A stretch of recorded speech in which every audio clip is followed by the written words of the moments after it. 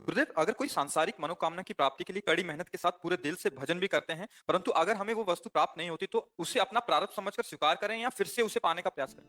नहीं, प्रारब्ध तो बाधा पहुंचाता है, लेकिन पुरुषार्थ करना हम छोड़ दें ये तो ठीक बात नहीं है। चाहे कामना हो या निष्कामता हो, हमें पुरुषार्थ करने से कभी कायरता नहीं लानी चाहिए। पुरुषार्थ तो हम कहे एक बार, दो बार, तीन बार हमारा पूर्व कर्म हमको परास्त करने की चेष्टा करेगा, पर हमारे नवीन कर्म से पूर्व कर्म बलवान नहीं हो सकता, क्योंकि पूर्व कर्म केवल शुभ और अशुभ होंगे। और इस समय नवीन कर्म हम, अब जो आपने कहा कि हम भगवान का भजन करते हुए पुरुषार्थ करते हैं, भगवान का भजन करते हुए। हाँ, ये जरूर है कि आप जो पुरुषार्थ कर रहे हैं वो पुरुषार्थ है या नहीं है, ये बात देखना पड़ेगा। तस्मात् शास्त्रम प्रमाणम ते कार्याकार्यो व्यवस्थितो, वो शास्त्र प्रमाणित है कि मनमानी है, ये देखना होगा।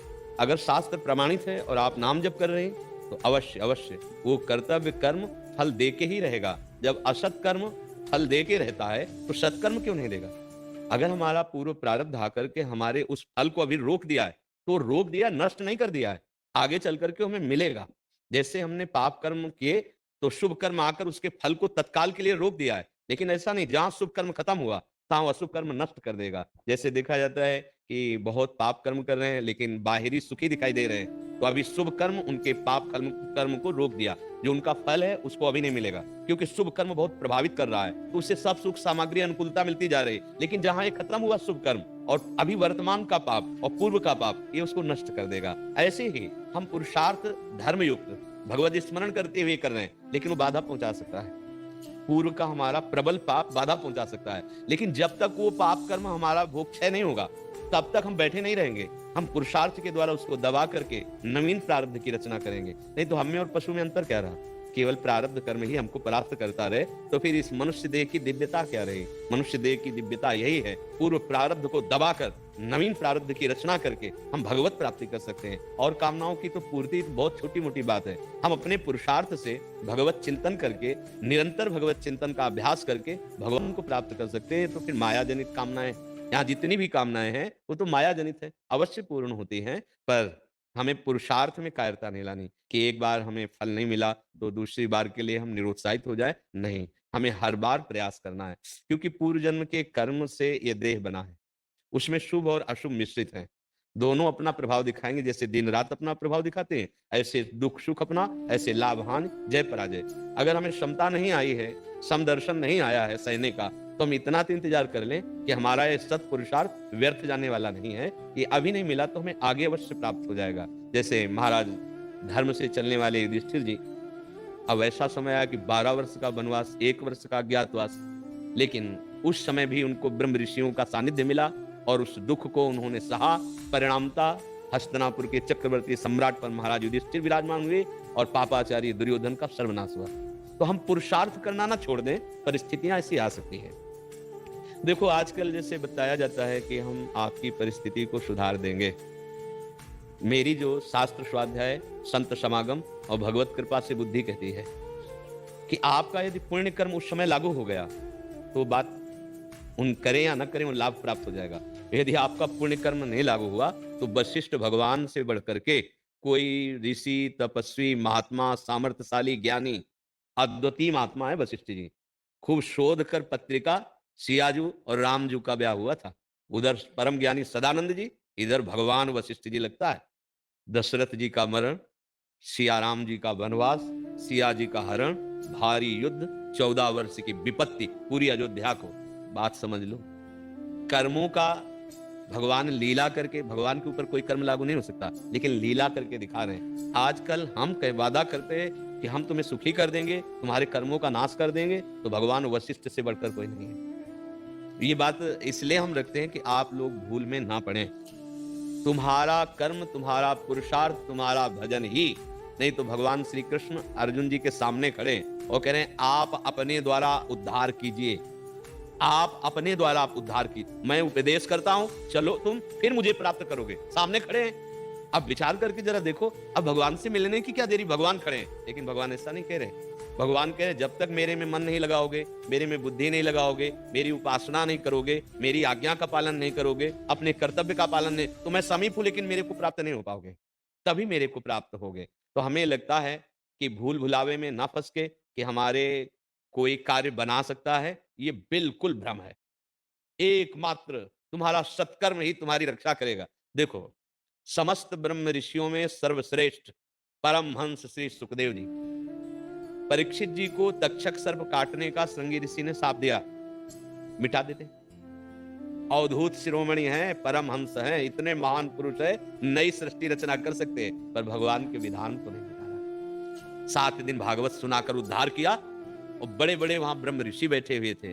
आजकल हम ऐसा मन में सोचने लगते हैं कि हम हार रहे हैं तो चले, कोई हमें जंतुर बांध दे, कोई हवन कर दे, कोई कलावा बांध दे, कोई आशीर्वाद दे दे, हम इसकी अवहेलना नहीं करते, बढ़िया है। लेकिन आप विश्वास आंतरिक तस्मात् शास्त्रम प्रमाणम थे कि आपको अपने कर्म का ही फल मिलेगा। जैसे आप यहाँ आए हैं चलकर, तो आपका एक सत्कर्म हुआ, हो सकता है आपकी कामना पूरी हो जाए। आपको लगेगा बाबा जी के पास जाने से कामना पूरी हुई, आपके भाव और आपका सत्कर्म बना है, खुली बात है। ये कभी भूल भुलावे में ना रहिए कि आपको कोई कुछ दे देगा और आप उन्नतिशील हो जाएंगे। अगर आपका कर्म लागू हो गया शुभ कर्म, तो कोई दे या न दे, अपने आप उन्नतिशील हो जाओगे। और चाहे जितना हो, इन बड़े बड़े महापुरुषों से, सृष्टि के जो बड़े बड़े महापुरुष हैं, उनसे बड़ा कोई आज तक नहीं हुआ, वो नहीं बदल पाए विधान को। इसलिए भजन, कर्तव्य कर्म का पालन, और जय हो या पराजय, सुख हो या दुख, लाभ हो या हानि, हम कायरता रूपी दोष ना दे, पुरुषार्थ करते रहें। हाँ, जैसे हम संत समागम के लिए जा रहे हैं, तो अपने मन को पावन करके अध्यात्म समझने के लिए जा रहे हैं, यही आशीर्वाद है। तुम्हारा मन मलिन वासनाओं से हटकर सतमार्ग में लग जाए, तुम्हारी गंदी आदतें छूट जाए, तुम सच्चे मनुष्यता या दैवी संपदावान बनो। इसलिए ये भुलावे में मत फंसिए, समय को नष्ट मत कीजिए। तुम गलत आचरण करके किसी का आशीर्वाद प्राप्त करके सुखी हो जाओ, लिख लो कागज में। भगवान भी सुखी नहीं कर रहे हैं, यहीं बैठे हैं। सबके हृदय अक्षत अभिकारी, भगवान यहीं बैठे हैं, सबके हृदय में बैठे हैं, लेकिन शांत और मौन बैठे हैं। कब तक? जब तक आप भजन करके सत आचरण नहीं करोगे, बुरे आचरण करोगे, देख रहे हैं आपको दंड मिलेगा। जब भगवान के बैठने से सकल जीव जग दीन दुखारी, सबके हृदय अक्षत अभिकारी, पर सकल जीव जग दीन दुखारी, तो और कौन बचा?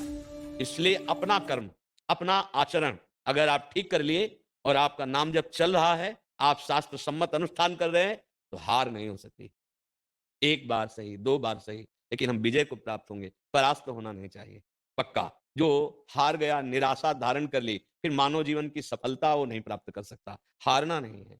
एक साधक कई बार पतित हो चुके थे, अब उनके मन में आया कि जंगल में चलकर हम अपने शरीर को नष्ट कर देते हैं, क्योंकि हम सफलता नहीं प्राप्त कर पाए। तो ऐसे बैठे थे, पेड़ की तरफ देख रहे थे, एक चींटा चढ़ रहा था, वो फिर गिरा, फिर चढ़ रहा था, फिर गिरा, 100 बार कम से कम गिरा, फिर आखिर में देखा चढ़ गया, तो उन्होंने मरने की आशा छोड़ दी कि अभी तो हम 100 बार नहीं गिरे हैं, अभी ये 100 बार गिरने के बाद भी चढ़ गया, इसका मतलब मैं निकल सकता हूँ और बहुत अच्छे महात्मा हुए।